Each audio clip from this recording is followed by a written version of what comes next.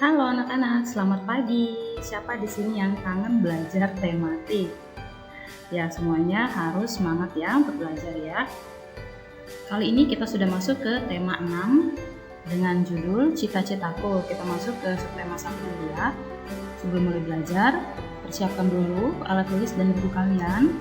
Dan terlebih dahulu kita berdoa dulu ya.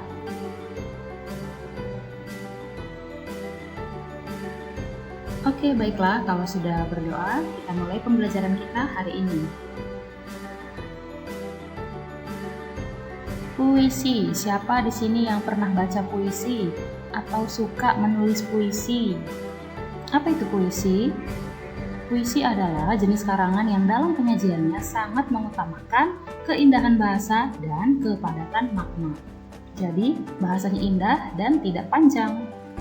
Puisi terdiri atas bagian-bagian yang merupakan kumpulan kata yang disebut baris puisi. Nah, baris-baris puisi tersebut terkumpul menjadi bagian-bagian yang disebut bait puisi. Jadi dalam puisi itu ada kumpulan kata. Nah, kumpulan kata itu disebut baris puisi. Nah, kumpulan baris-baris puisi itu disebut bait puisi. Oke, agar lebih jelas mari kita perhatikan puisi di bawah ini. Di sini Miss ada 2 bait puisi. Kalian boleh lihat dari LKS kalian dari tema 6, subtema 1 pembelajaran 1. Miss hanya ambil 2 bait ya. Kita bisa lihat ada 2 bait ya di sini ya. Andai kata matahari tiada, dunia akan beku dan bisu. Pelangi tiada akan pernah terpancar, kehidupan tiada akan pernah terlaksana. Ini adalah baris puisi. Kita hitung ya ada berapa baris ya. Ada 1, 2, 3, 4. Nah, ini kumpulan baris ini disebut bait puisi. Selanjut kita ke yang kedua. Di saat titik keraguan menghampiri, terlihat setitik cahaya yang kami cari, yang tampak dari sudut-sudut bibirmu dan gerak-gerik tubuhmu. Kita hitung ya ada berapa baris ya. 1, 2, 3, 4. Sudah ya, selesai ya. Berarti kumpulan baris ini disebut bait puisi. Nah, puisi yang di samping ini yang kita bahas ini terdiri dari 2 bait. Dan bait 1 terdiri dari 4 baris dan bait yang kedua terdiri juga dari 4 baris. Sampai di sini paham ya? Oke, sekarang mari kita perhatikan ciri-ciri puisi sebagai berikut. Yang pertama, pola bunyi atau rima. Rima merupakan pengulangan bunyi yang sama baris satu dengan baris berikutnya dalam bait. Kita lihat contoh ya. Ini adalah penggalan puisi yang tadi kita baca. Andai kata matahari tiada, akhirannya A. Baris kedua akhirannya U, bisu. Baris ketiga akhirannya R, terpancar, dan terakhir akhirannya A, terlaksana. Nah, dari sini kita sudah lihat ya, akhirannya ada yang sama kan? Yaitu baris 1 dan baris 4, akhirannya sama-sama A, ada pengulangan. Dan yang kedua, apa itu? Di situ irama atau ritme. Irama sangat jelas terlihat saat puisi dibacakan. Nah, dalam irama ini ada apa saja? Meliputi intonasi, penekanan kata, cepat atau lambat pengucapan, dan penataan irama. Penataan rima, Dan yang ketiga yaitu pilihan kata atau diksi. Pilihan kata dalam puisi bersifat kias atau bukan makna yang sebenarnya, padat dan indah. Ingat ya, tadi puisi itu mengutamakan apa? Keindahan bahasa dan kepadatan makna. Oke, sekarang kita bahas puisi baru. Kalau ada puisi baru berarti ada puisi lama dong, Miss. Ya, ada. Tapi sekarang kita mau bahas dulu ya yang puisi baru. Puisi baru adalah jenis puisi yang tidak terikat dengan aturan-aturan baku tertentu dalam pembuatan atau pembacaannya. Ya, jadi bebas. Penulis atau penyair boleh mencurahkan semua isi hatinya dengan kata-kata yang ia miliki tanpa terikat peraturan tadi, ya, ciri-ciri tadi. Puisi baru merupakan jenis puisi bebas. seperti yang Miss bilang tadi ya, tidak terikat dengan aturan terkait jumlah suku kata, jumlah baris, rima atau sajak, atau jumlah bait dalam pembuatannya. Jadi bebas mau suku katanya hanya 12 atau jumlah barisnya hanya 3 atau justru 6, rimanya berbeda-beda, baitnya sedikit atau banyak, semuanya terserah penulis. Itu adalah jenis puisi baru. Pada puisi baru, kita mengenal adanya kata, larik, bait, bunyi, dan makna. Ya, kalian garis bawah ya, kalian boleh catat ini ya. Miss akan jelaskan secara singkat saja. Kata adalah unsur utama terbentuknya sebuah puisi. Jelas ya, harus ada kata dalam puisi. Tetapi jumlahnya tidak dibatasi. Nah, yang kedua adalah larik, seperti yang kita bahas tadi, larik atau baris.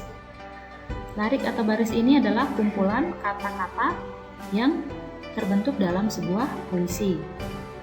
Yang ketiga yaitu bait. Bait itu kita juga sudah bahas tadi, merupakan kumpulan baris yang tersusun harmonis. Jadi kumpulan kata, kumpulan baris, dan kumpulan bait.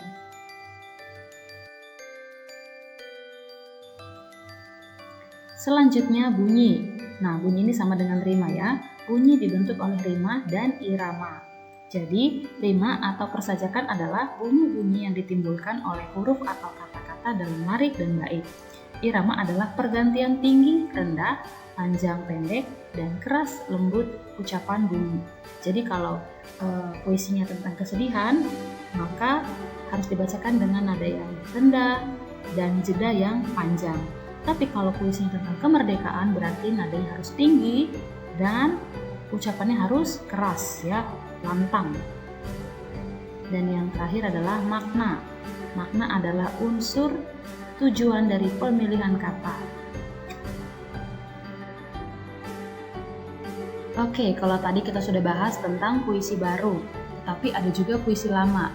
Jadi puisi itu seiring berkembangnya waktu memiliki atau mengalami perubahan, tidak mengikuti aturan, tidak terikat aturan. Nah, selain itu, selain puisi, ternyata makhluk hidup juga memiliki sudah pasti perubahan ya, siklus hidup.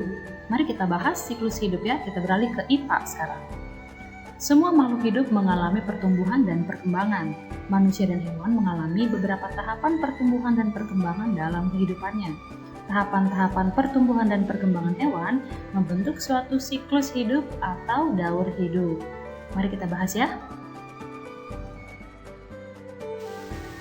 Setiap hewan memiliki daur hidup yang berbeda-beda.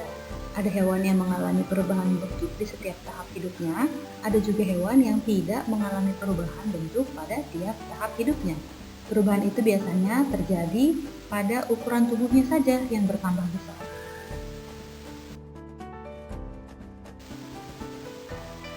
Hewan yang mengalami perubahan bentuk dalam daur hidupnya berarti mengalami metamorfosis. Contoh hewan yang mengalami metamorfosis yaitu kupu-kupu. Hewan yang tidak mengalami perubahan bentuk dalam daur hidupnya berarti tidak mengalami metamorfosis. Contohnya kucing.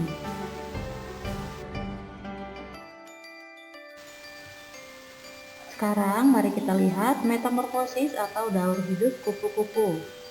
Lihat ya, ada gambar di situ, ada telur, ulat, kepompong, kupu-kupu muda, dan kupu-kupu dewasa. Daur hidup kupu-kupu dimulai dari telur kupu-kupu yang kemudian menetas menjadi ulat atau larva. Setelah itu, ulat akan membuat kepompong atau pupa. Pada tahap kepompong inilah, perlahan-lahan tubuh ulat berubah menjadi makhluk hidup, yaitu kupu-kupu. Oke, sekarang kita perhatikan metamorfosis pada belalang. Kita lihat ya, di situ hanya ada 3 kali siklus. Daur hidup belalang diawali dengan bertelur, kemudian telur belalang menetas menjadi belalang muda yang tidak bersayap atau disebut nimfa. Kemudian belalang tidak bersayap ini mengalami perubahan menjadi belalang dewasa yang bersayap. Jadi hanya ada 3 tahapan daur hidup pada belalang. Kita sudah lihat tadi ya, metamorfosis atau daur hidup kupu-kupu dan belalang. Jadi, kupu-kupu merupakan contoh hewan yang dalam pertumbuhannya mengalami metamorfosis sempurna karena setiap perubahannya, setiap tahapannya mengalami perubahan. Sedangkan belalang sebaliknya, tidak mengalami metamorfosis yang sempurna, karena tidak semua tahap dalam daur hidup belalang mengalami perubahan. Nah, selain kupu-kupu, hewan lain yang mengalami metamorfosis sempurna yaitu lalat dan nyamuk. Sedangkan yang mengalami metamorfosis tidak sempurna seperti belalang yaitu kecoa.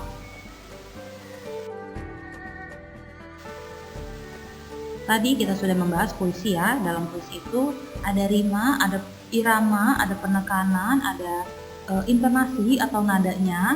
Nah, sekarang kita akan beralih ke SPDP. Dalam lagu juga ada nadanya, ada juga ketukannya atau temponya. Siapa yang masih ingat dengan tempo? Tempo adalah kecepatan atau lambat suatu lagu yang dinyanyikan atau dimainkan. Pengelompokannya terdiri dari tempo cepat, sedang, dan lambat. Cepat lambatnya suatu lagu diukur dengan alat pengukur yang bernama metronom Melzel. Metronom ini akan menunjuk seberapa cepat atau seberapa lambat sebuah lagu dinyanyikan.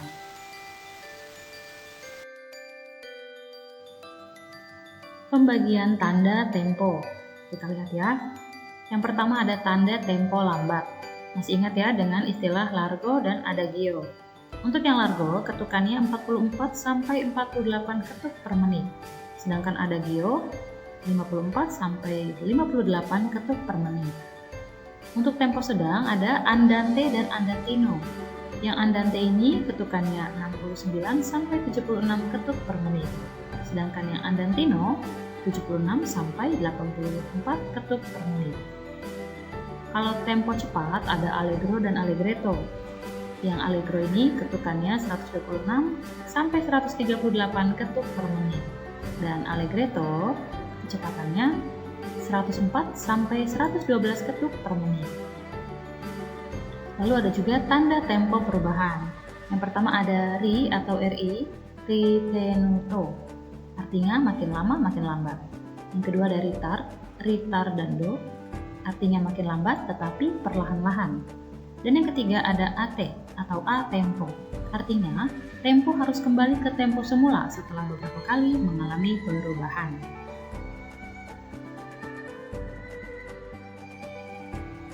Oke, selesai sudah pembelajaran kita hari ini. Tapi semuanya tetap semangat belajar, tetap jaga kesehatan. Terima kasih atas perhatian kalian yang sudah menonton dari awal sampai habis sampai ini selesai. Kita akan bertemu kembali di pembelajaran selanjutnya. Terima kasih, God bless you.